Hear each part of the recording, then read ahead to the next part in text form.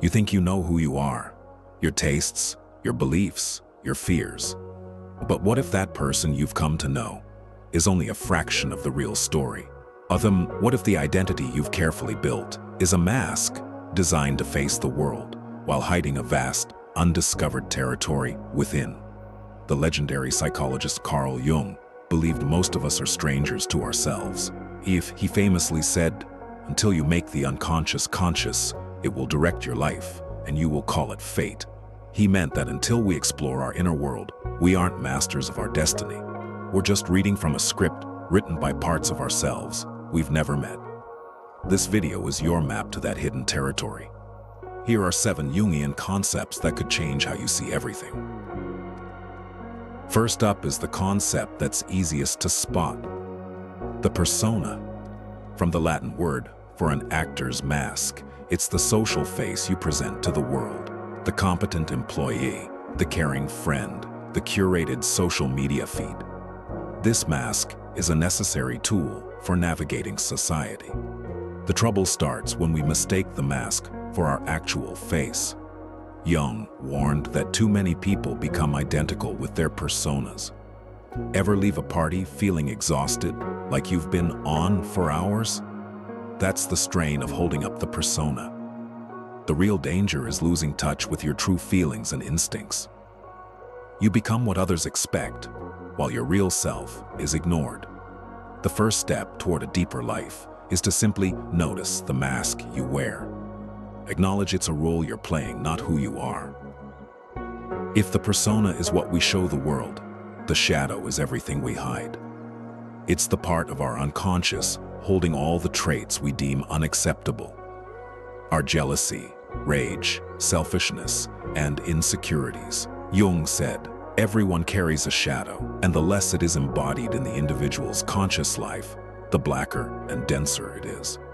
But he also believed the shadow contains our gold, our repressed strengths, hidden talents, and vitality.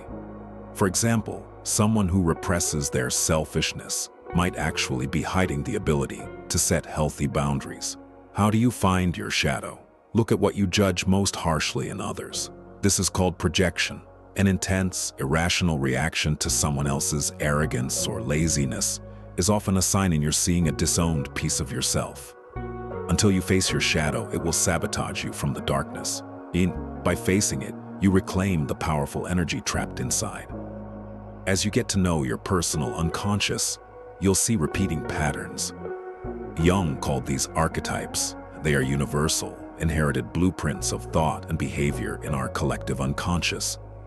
Think of the hero who confronts darkness, the great mother who nurtures, and the trickster who breaks rules to spark change. These aren't just characters in myths. They are active forces inside us all. You can see them in movies, books, and in your own life. Why does a hero's journey resonate so deeply across all cultures? Because these patterns are our shared psychological DNA. Recognizing your dominant archetypes helps you understand the recurring stories and roles in your life. This brings us to one of Jung's most mind-bending ideas, the collective unconscious. If the personal unconscious holds our own repressed memories, the collective unconscious is far deeper and shared by all of humanity. Jung saw it as a psychic database, a sort of spiritual internet containing the instincts and experiences of all our ancestors. This explains why myths and symbols from different parts of the world are so similar. A great flood, a heroic savior, they spring from the same source. Ever have a dream with an ancient, powerful image you can't explain? Jung suggested these are echoes from this shared ocean of human experience. We're about to dive into how these forces shape our relationships. If you're finding this valuable, hit the subscribe button to continue these deep dives with us. Within this unconscious world, Jung identified 2 archetypes that drive our relationships, the anima and animus. He proposed that within every man is an unconscious feminine aspect, the anima, and within every woman, an unconscious masculine aspect, the animus. This isn't about gender, but about a psychological duality of energies in all of us. Here's where it gets messy. We don't experience these inner figures consciously. Instead, we project them onto the people we fall for. That feeling of love at first sight, or that someone completes you, is often the projection of your anima or animus. You fall in love not with a real person, but with a reflection of your own soul. This is why intense relationships often end in bitter disappointment. The real person inevitably fails to live up to the projection. The key to mature relationships is to integrate this inner opposite rather than seeking it in a partner. Then, connection becomes about two whole people, not two halves trying to fill a void.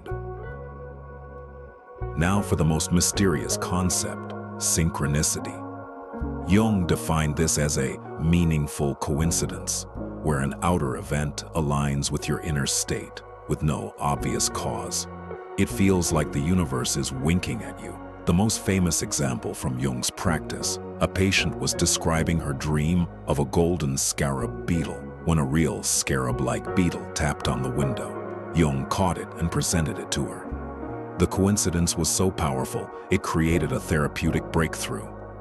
Synchronistic events often appear during major life transitions. You think of a friend you haven't seen in years, and they suddenly call. Jung called these a causal, linked not by cause but by meaning.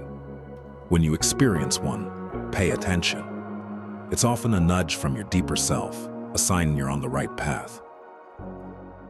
This brings us to the ultimate goal of the whole journey: individuation.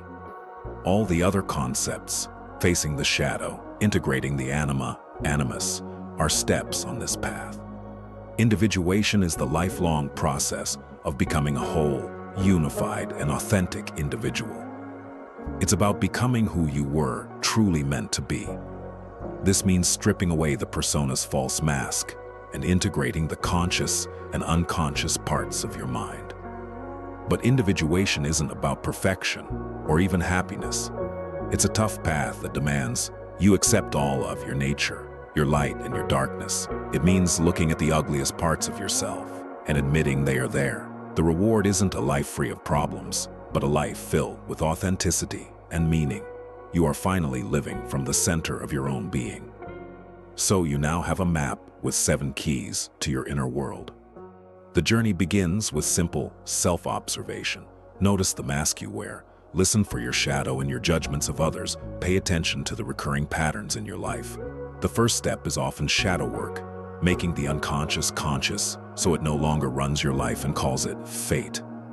By dealing with your own darkness, you don't just heal yourself, you do something real for the world.